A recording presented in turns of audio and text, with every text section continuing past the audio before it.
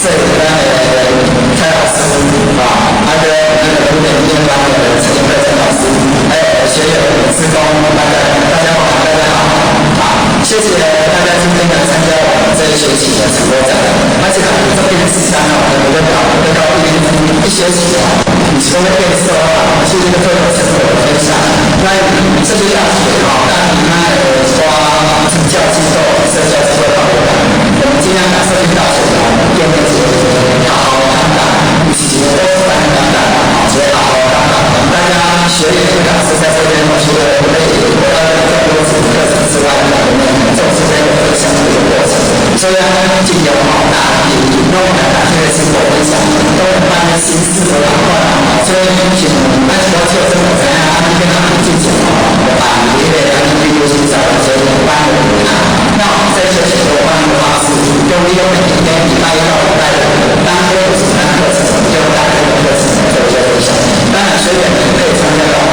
其他的课程，去看他们那一天的课程在上什么，如果大家时间允许的话，所以这一次的成果展的形式应该是用这样的形式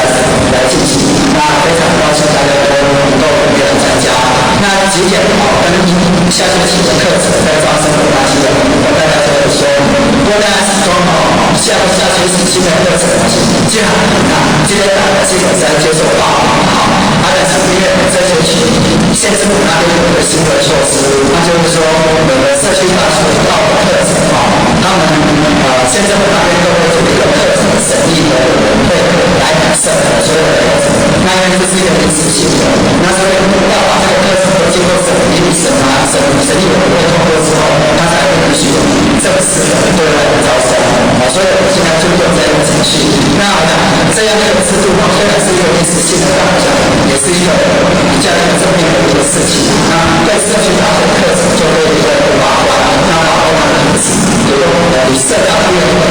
主动性参与就是说县政府这边也是很重视，而且他会主题给我们未来的审查所有的课程，认为 OK 通过之后才会让课程通过。那在之后我们才拿书招生，所以我们现在招生的部分就只好会顺利一个礼拜左右。那大概是礼拜4或礼拜5大家就可以